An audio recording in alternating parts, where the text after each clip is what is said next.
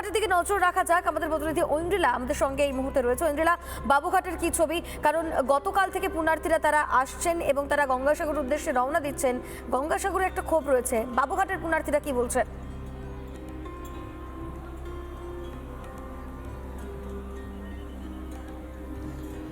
দেখো রুমকি, আমরা জানি যে পৌষের শেষ এবং মাঘের শুরুই হচ্ছে মকর সংক্রান্তি। আর সেক্ষেত্রে আমরা মকর সংক্রান্তি উপলক্ষে প্রত্যেক বছরের মতো এবছরও দেখেছি প্রচুর মানুষ যারা সাধু সন্ত কিংবা ভক্ত তারা বিভিন্ন রাজ্য থেকে বিভিন্ন জেলা থেকে এসছেন কলকাতার এই গঙ্গাসাগরে যে ক্যাম্প হয়েছে অস্থায়ী সেখানে। আর সেখান থেকে এই মুহূর্তে অনেকে গঙ্গাসাগর উদ্দেশ্যে চলেও গিয়েছেন।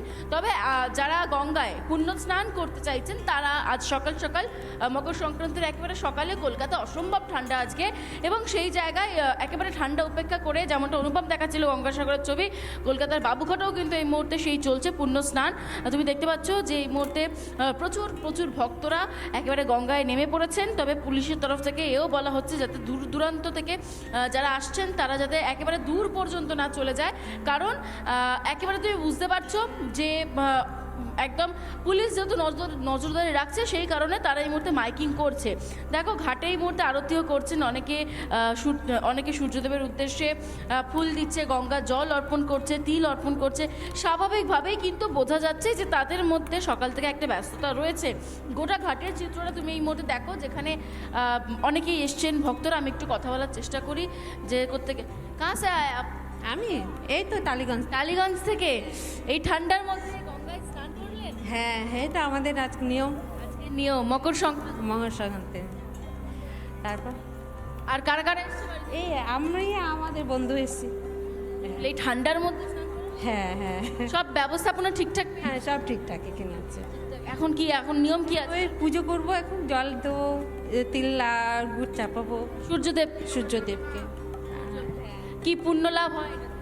হ্যাঁ, এটা আমাদের যে হয়ে আসছে জিনিসটা সেটাই আমরা পালন করি, সংস্কৃতি এইটাই আমার। হ্যাঁ, টালিগঞ্জ থেকে উনি এসেছিলেন, কথা বলছিলাম। এবং আমি এই মুহূর্তে সার্বিক ছবিটা দেখাই। এই মুহূর্তে এখানে পোশাক পরিবর্তনেরও কিন্তু এখানে জায়গা করে দেওয়া হয়েছে। আমি আমার ভিডিও জার্নালিস্ট শুভ্রাংশু ঘোষকে বলবো যে ঘাটের একদম সোজা এটা হচ্ছে সেই ঘাট, বাবুঘাট, এবং যেখানে নিরঞ্জন করা হয়, প্রতিমা নিরঞ্জন করা হয় এই ঘাটে আমরা দেখেছি।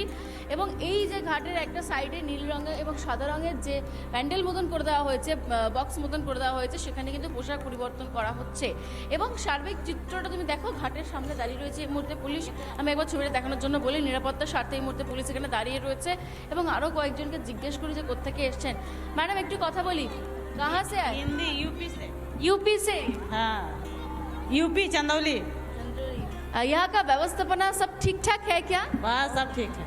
तो बहुत ठंड है। हाँ ठंड है तो क्या किया जाए, ठंड कि दिए अभी जा रहे हैं।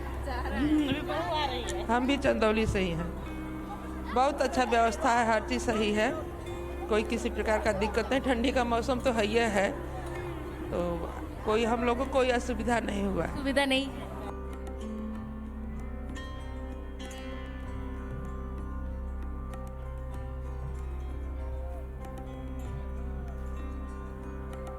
একেবারেই দূর দূরান্ত থেকে মানুষ এসেছেন যারা গঙ্গাসাগরে যেতে পারেননি, তারা বাবুঘাটেই যে পুণ্য স্নান, সেই পুণ্য স্নান সারছেন।